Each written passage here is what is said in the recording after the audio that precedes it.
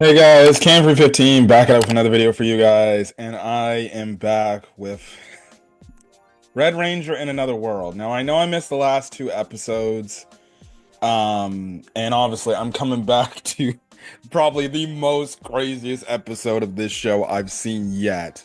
But I'm gonna get back to it. Okay, the last two episodes were intriguing.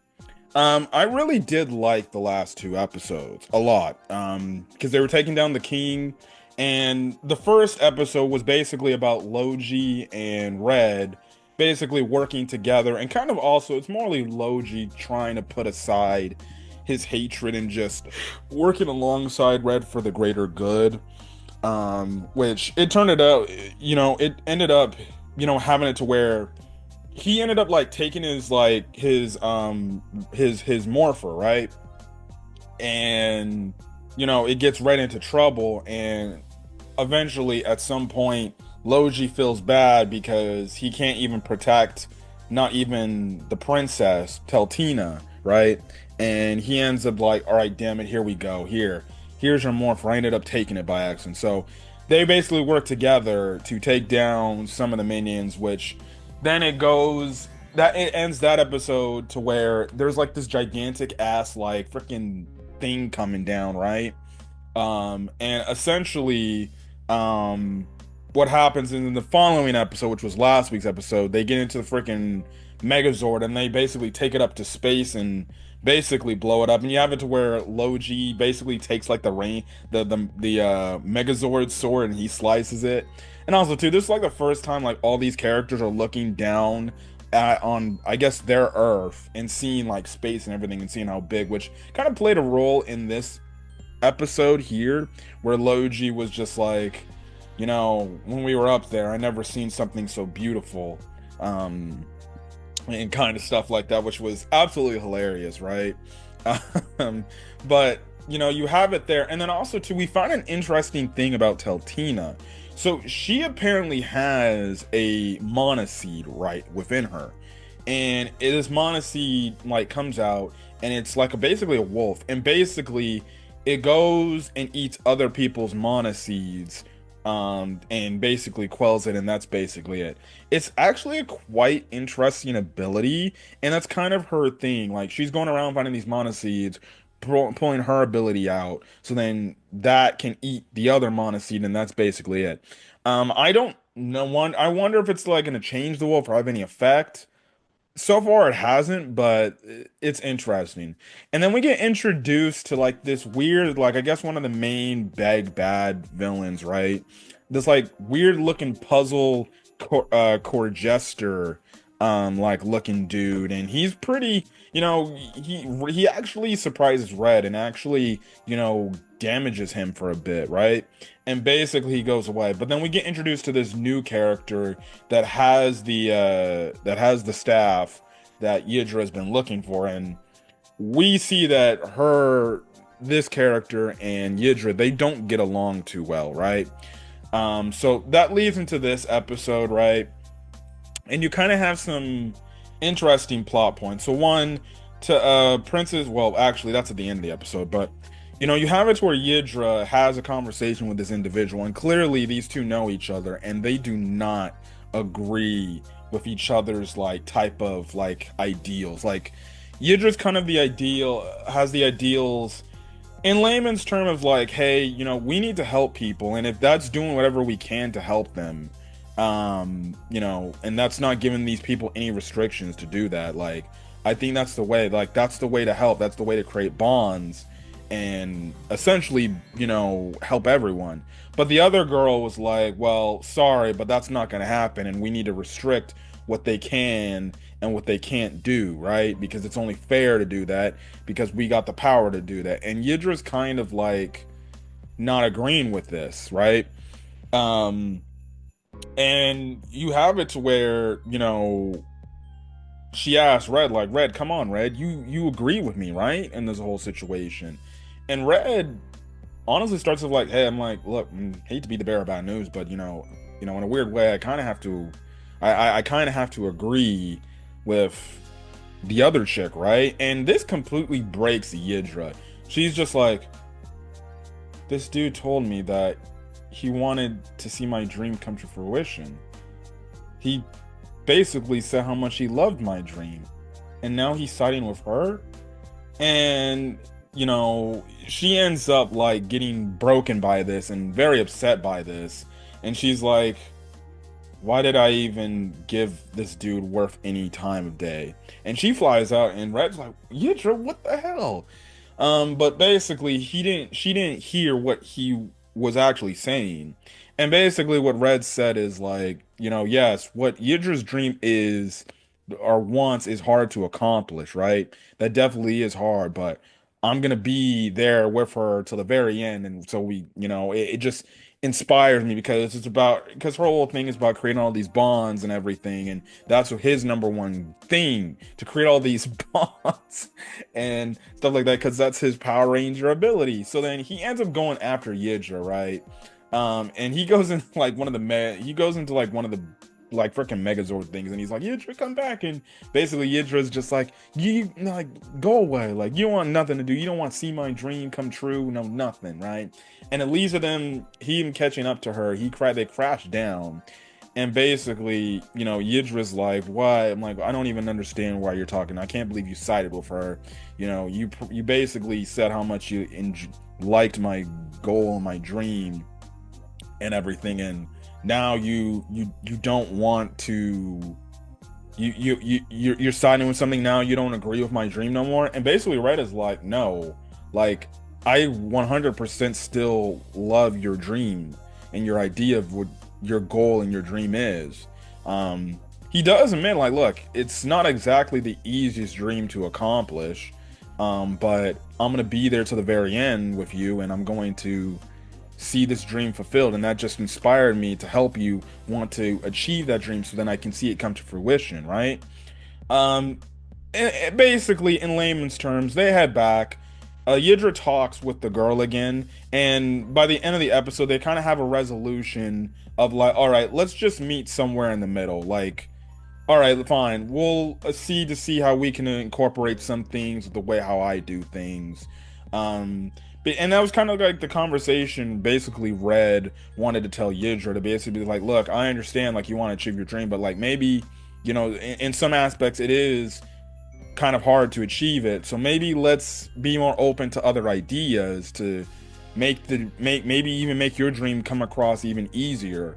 So basically the blonde-haired girl, I gotta get her name down in Yihdra, they basically come to an in the middle decision of how things are going to be handled right now. They still ain't cool with each other. Like, they absolutely hate each other. They don't like each other. She obviously doesn't like him because, clearly this woman got the stam staff and everything. So that's the thing. I already talked about the Logi scene. So you get this, and okay, so this is where you get then the craziest part of the episode, which is the part of the episode everybody is seemingly and legitimately talking about. Like, I saw the clip and I'm like, okay, I need to hurry up, get back to watching Red Ranger, and then freaking review it on the channel. My God, dude. So you start the scene off with Yihdra in the bath scene. This is like the second or third time we've seen Yihdra in the bath scene. Again, like I said before, the moment they introduced the way Yihdra looked, I'm like, these animators know what they're doing with the Yihdra character design. She's busty, she's got big ass, big tits. You know what's going on here, right? So she's like obviously casually thinking while holding this crystal about Red and everything. And then all of a sudden, Red just comes out of nowhere and falls legitimately in her bathtub. And she's like, Red though? And then he looks, he's like, Yihdra? And then they see, like, ah! Because remember, a few episodes ago in the spring, and when they went into the when they went to the hot springs, right? Red accidentally like didn't know Yihdra was still in the hot springs, and he jumped inside the hot springs, and they saw each other naked. So and they basically were like, ah! So it's funny. I'm like, how did something not happen going on? I'll get to that in a second, right? So this is the second time like they've seen each other, or he's seen her naked, and they're very like, oh man, what the hell is going on, right? So basically, they're kind of talking a bit, and they're talking about And she's like, how did you even show up? And basically it leads into a scene to where Red basically explains some more backstory. Again, we cut back to a little bit of backstory with the Ranger stuff, right? Which I think in one of the episode reviews that I missed, they did do that again. And it was around the Blue Ranger. But essentially we see that the Rangers in his home world, you can basically be called if alerted, right? You know, and you can call for them. Now, if you go to the original Power Rangers show, technically, if there was any trouble, basically, like, the main team would just, be called in by whoever is the main leader, right? Or the main operator of the Rangers. It's something like, hey, if I'm going to like Mighty Morphin Power Rangers, for example, hey, Jason's in trouble. Rangers, you need to go over there immediately to help him out. But like from the way it's established, it sounds like legitimately if a Run Ranger is like needing backup, he can actually like I guess hit a button on his morpher and basically force the other Rangers to show up and happen. So you see them like cut over as they're doing their Moon Day task, and it's funny because like the yellow one was like eating ramen noodles, the pink one goes to school randomly, the green one is I guess like an army or drill sergeant or something. And then the freaking Blue Ranger's like basically in company, man, and he's on the phone. And it's funny because when he gets to the battlefield, he's still on the phone. He's like, yeah. Oh, hold on just a second. I'm gonna put you on hold. I got something to take care of real quick, which I found absolutely funny, right? Um, and basically, there's this thing called this bond energy, right? It's not only the bond energy that makes them turn into the Rangers that they are, but it's this bond energy that is able to call them to be summoned to each other and everything. And it's just like, okay. And so you get this scene, right? So Yihdra is legitimate like, huh? And she basically asks a question. So she's like, well, if that's the case, when would they be able to call you back from your home world so you can go back home? And he's like, well, to my knowledge, that hasn't happened, or I can't even summon them to come here. And again, it's been like 6 months. This dude's been here in this new isekai world for 6 months, right? So it's clear that it doesn't work across, I guess, different worlds or dimensions and stuff like that, right? So then Yihdra is just like, huh, interesting, right? And so she walks over to the door, right?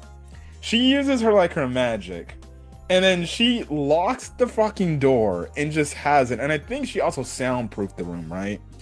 And she literally walks up to Red, and she gets on top of him, and she's just like, well, you see, I would like to know more about this bond stuff and how we can do this, ultimately create even a bigger bond of this bond merger type of situation.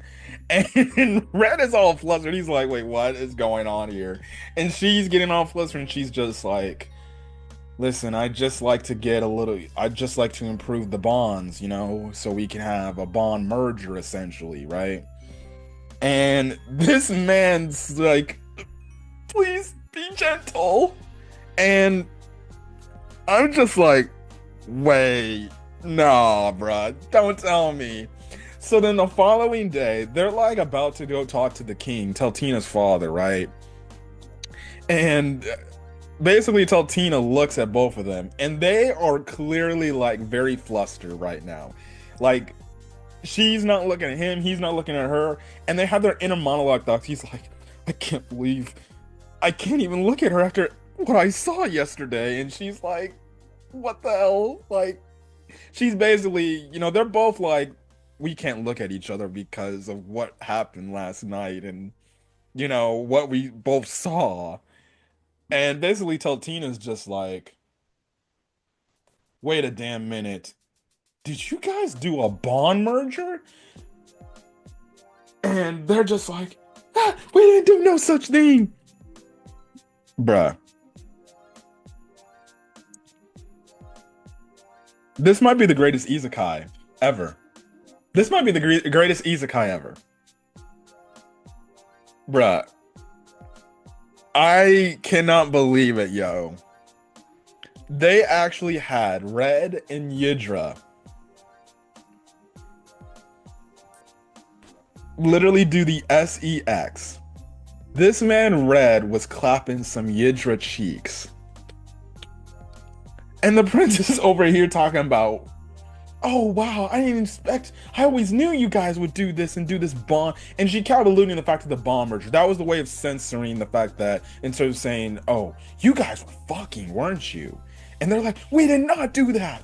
But it's clear from their reaction alone, they were clapping cheeks, bruh. I cannot believe this. I cannot believe this, bruh.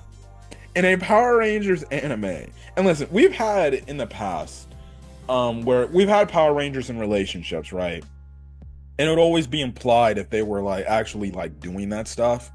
But the fact that we got an anime isekai, Power Rangers isekai show, and we find out this man, Red Ranger, our boy Red, he literally said, look, just be gentle, right? And maybe he said he'd be gentle because he knew how big them things were and everything. And this man straight up, they clearly got it on. So they can further improve their bond. Because I guess that was Yidra's whole point. Like, well, if that's the case, then we can create our bond to be stronger, right? And, well, you know, if you're looking at a real type of thing, technically, when you do the sex, you know, with your partner, that's further cementing how strong your bond is. So the fact that this man, Red and Yihdra, legitimately did it, and this man, Red, was clapping Yihdra cheeks, bruh. I can't even hate, man. I can't even hate. I give props to this, bruh. I give props. I look, man. I don't know if this is ever gonna be a reoccurring thing, where eventually, you know, Yidra's gonna pull Red over to the side saying, Red, we need to freaking get our bond to be even stronger than it was last time. And it's just them going into a room together and they're basically getting it on. Okay, I'm fine with this, right? And Yidra does come out and she basically does, well, she doesn't tell Red, but she does come out and she does say that she actually likes the guy romantically, like she's in love with him. And the fact that this man, these two, so their bond can be even stronger than before. It's probably more than likely gonna be them clapping cheeks. I am in utter amazement and I'm utter shock, bruh. So listen, man, I won't be shocked if at some point, like, Yihdra is convinced, like, I think the way to improve our bond and get stronger is, let's go, Red. And she just grabs him and they go into a room, they lock it and they shut the door. And next thing you know, Tina and Loju are just like, oh, I didn't think their relationship was like that. So, yeah, now, listen, if you remember, from I believe episode 3, I think it was episode 3. Now, if you remember, the damn butler. Remember the butler? The butler legitimately had fucking machetes. He literally had these big ass scissors talking about, you try anything, I will cut that dick off. Man, this man's gonna be in a world of problem when he finds out. This man's gonna be probably shaking. He's gonna try to kill fucking Red, bro. Now that when he finds out that this man was absolutely clapping his basically somebody he clearly views as a fucking granddaughter cheeks, bro. This man is gonna get it. Oh my goodness. They better not let the butler know, because the butler's like, I will cut your balls off, bro. If you even try or you even think about doing something. Well, Red did something, all right. He clapped some Yihdra cheeks. Again, I don't blame him. I would too. But regardless, the fact that this episode, you think people would be talking about the story point. No, people are probably coming out of this episode talking about the fact that Red and Yihdra legitimately clap cheeks with each other. I don't even need to explain the rest of the damn episode, like, realistically. Like, the rest of the episode is just Tina just asking her father, like, hey, can I continue to go on this journey? We do get introduced to her other siblings, and everything, and they basically all give her the approval to do it, but it seems like the siblings also want to get involved as well. So, yeah, but the main takeaway, guys, the main takeaway from this episode is this. If you want to create a bond merger with somebody, all you got to do is just clap some cheeks and your bond will be even stronger than before. So again, like I said, I have to wonder if this is gonna be a reoccurring thing that we see, maybe not every episode, but maybe once every few episodes as the series goes on, to where maybe Yihdra feels like we need to increase our bond because our bond's not strong enough. Red, come on, let's go. And it's kind of the whole thing of they got to get it on, and she feels like she's got to get it on with him. And maybe that could just also be used as an excuse to just say, no, I just want to have sex with this guy. Listen, I don't think Red would acknowledge. I don't think Red would turn it down. Like, at first I thought Red would be kind of oblivious to Yidra's feelings. No, clearly he gets flustered when he sees boobs. He sees her in the naked, and and even before they started doing that, it seemed like he was okay with it, but he's like, please be gentle, please. And he was getting flustered, so. And then the following morning, he's clearly flustered, and clearly he knows, like, yeah, I just did that.